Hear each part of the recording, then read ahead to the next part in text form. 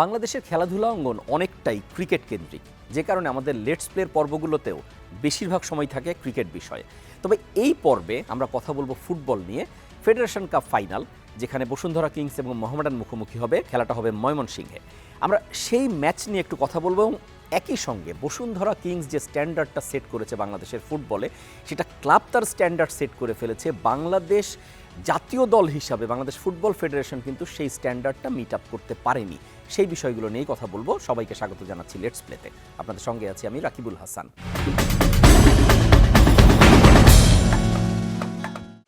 Bashundhara Kings মানে বাংলাদেশের প্রেক্ষাপটে ফুটবল কেন্দ্র করে একটা বিস্ময়ই বলতে হবে, কারণ তারা বাংলাদেশের যে ফুটবল কালচার ভুরে তারা একটা ইন্টারন্যাশনাল কালচারকে দাঁড় করাতে চাচ্ছে এবং তাদের লক্ষ্য শুধু বাংলাদেশের যে লিগ বা ফেডারেশন কাপ এগুলো না, তারা এর উপরে যে এএফসি টুর্নামেন্ট যে তার আশা করে, যেটা তারা খেলছে কিন্তু এখনও সেই লক্ষ্যে পৌঁছানো যায়নি।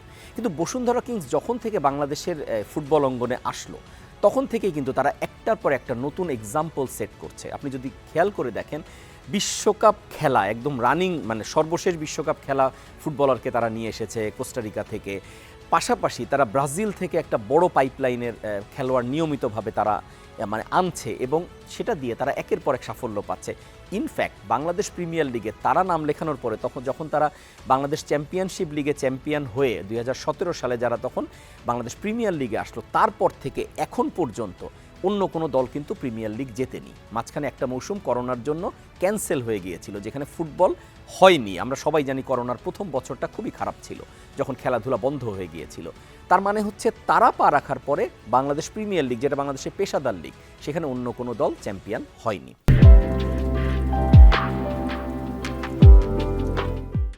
বসুন্ধরা কিংসের পরে আবাহনী সাফল্যের দিক দিয়ে দ্বিতীয় সেরা হয়ে আছে গত কয়েক বছরের এক্সাম্পল বলে। কিন্তু এবার যেহেতু সেমিফাইনালে দেখা হয়ে গিয়েছিল, ফলে একটা দলকে তো থামতেই হতো এবং সেখানে 3 গোলের ব্যবধানে বসুন্ধরা কিংস কিন্তু আবাহনীকে, এই যে স্কোর শিট সেটাই কিন্তু বলছে যে আসলে প্রথম এবং দ্বিতীয় দলের মধ্যে পার্থক্য কতটা। কারণ 3 গোলের ব্যবধান, সেটা কিন্তু ফুটবলের স্পষ্ট একটা বড় ব্যবধান।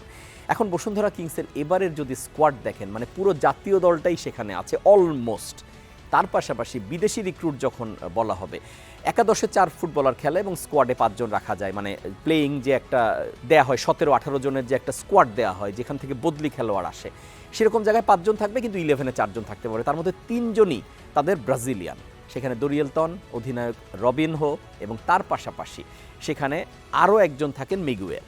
ফলে এই যে 3 ব্রাজিলিয়ানের কিন্তু একটা আলাদা বোঝাপড়া আছে। এবং তার পাশাপাশি যখন জাতীয় দলে খেলা বাংলাদেশের তপু বর্মন, বিশ্বনাথ, সেখানে রাকিব, মুরসালিন, এরা যখন খেলে এবং একটা টোটাল যে ইউনিট, সেখানে একটা ধারে কাছে অন্য ক্লাবগুলো থাকতে পারে না এবং বলার অপেক্ষাই রাখে না। মোহামেডান যদিও ফাইনালে উঠেছে, নতুনভাবে তাদের নিয়ে স্বপ্ন দেখা হচ্ছে। মোহামেডান অনেকটা পিছিয়ে পড়েছিল, তারা সেটা রিকভার করে একটা নতুন দিনের সম্ভাবনা দেখাচ্ছে। কিন্তু তারপরও ফাইনালে কিন্তু স্পষ্ট ফেভারিট বসুন্ধরা কিংস।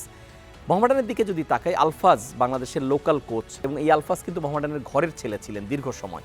কোচ হিসাবেও তিনি লোকাল কোচদের মধ্যে বেশ পপুলার এখন। তার সঙ্গে যে লড়াইটা হবে অস্কার ব্রুজনের, যিনি দীর্ঘদিন ধরে বসুন্ধরা কিংসের কোচ হিসাবে আছেন এবং তার ট্র্যাক রেকর্ড যদি আপনি বলেন, তার অধীনে কিংস দল 175টি ম্যাচ খেলেছে, তার মধ্যে 139টা ম্যাচ জিতেছে। আপনি চিন্তা করে দেখেন, শতকরা হিসাব করলে আপনিও অবাক হয়ে যাবেন যে ফুটবলে এত সাফল্যের শতকরা হার খুব কম কোচই মেনটেন করতে পারেন। এবং অস্কার ব্রুজন, তাকে কিন্তু বসুন্ধরা কিংস একটা লম্বা সময় রাখার কারণেই দলটা গুছিয়ে উঠেছে। এখন মোহামেডানকে ফাইনালে যদি কোনো চমক দিতে হয়, তাকে 2 জন বিদেশির উপর নির্ভর করতে হবে। একটা হচ্ছে মোজাফফরভ এবং তার পাশাপাশি সুলেমান দিয়াবাতে। এরা 2 জনও ঘরোয়া ফুটবলে বহুল প্রতীক্ষিত। এখন তারা যদি কোনো ম্যাচ উইনিং ডিফারেন্ট কোনো বল গেম খেলে দেন, তখন মোহামেডানের একটা চান্স থাকবে। কিন্তু ওভারঅল বসুন্ধরা কিংস ফেভারিট, এ বিষয়ে কোনো সন্দেহ নেই। এবং খেলাটা হবে ঢাকার বাইরে, এটা একটা পজিটিভ সিদ্ধান্ত। ময়মনসিংহে, আমরা জানি ঢাকার বাইরে ফুটবল গেলে সেখানে কিন্তু পুরো শহর ইনভলভ হয়ে যায়, ঢাকায় অতটা সাড়া পড়ে না। ফলে ফেডারেশন কাপ ফাইনাল এবার যেহেতু ময়মনসিংহে, ফুল হাউস হওয়া নিয়ে কোনো প্রশ্ন নেই। দারুণ একটা খেলা হবে 2 দলের জন্য এবং অবশ্যই এরকম ম্যাচ যাতে বাংলাদেশের ফুটবলের জন্য টার্নিং পয়েন্ট হয়, ঘুরে দাঁড়ানোর একটা উসিলা হয়, সেটা আমরা সবাই চাই। এবং ফুটবল তার নতুনভাবে জেগে উঠে হারানো গৌরবটা যাতে ফিরিয়ে আনে, এই সম্ভাবনা অনেক দিন ধরেই দেখা যাচ্ছে, কিন্তু সেটা এখন বাস্তব হওয়া খুব জরুরি।